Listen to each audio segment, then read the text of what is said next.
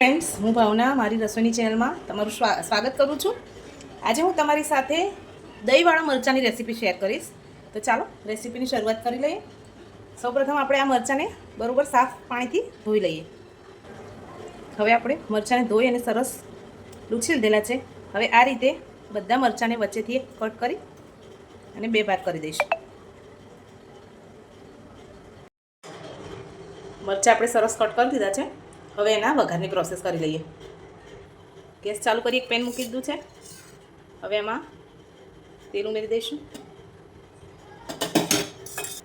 આ રીતથી તમે જો એકવાર મરચાં બનાવે ને ઘરમાં તો શાકને પણ બધા ભૂલી જશે।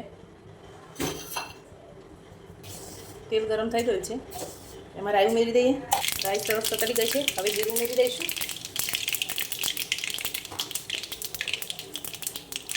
હિંગ ઉમેરી દઈશું। હવે ગેસની ફ્લેમ થોડી સ્લો કરી અને કટ કરીને રાખેલા મરચાં ઉમેરી દઈશું। આપણે દહીં લઈ લીધું છે। હવે એમાં જે બેઝિક મસાલા આપણે યુઝ કરતા હોય એ ઉમેરી દેવાના છે। હળદર પાવડર લીધેલો છે, નાની ટેબલ સ્પૂન 1 ચમચી ધાણા જીરું પાવડર છે એ લીધેલો છે। સ્વાદ પ્રમાણે મીઠું ઉમેરી દઈએ।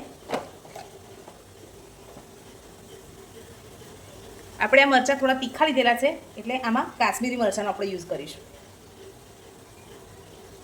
હવે બધું સરસ મિક્સ કરી દઈએ। આપણા મરચાં પણ સરસ ફ્રાય થઈ ગયા છે। હવે એમાં દહીંવાળી પેસ્ટ ઉમેરી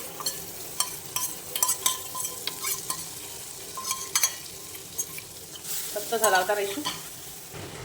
સતત દહીં હલાવતા રહીશું એટલે જેથી કરી આપણું દહીં ફાટે નહીં। ફાસ્ટ ગેસની ફ્લેમ ઉપર આપણે દહીંને ઉકળી જવા દઈએ। આપણી રાજસ્થાની દહીં મિર્ચીની રેસીપી બનીને તૈયાર છે।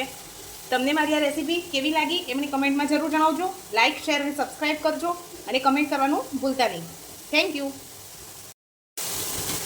હવે આપણે આને સર્વિંગ પ્લેટમાં કાઢી લઈએ।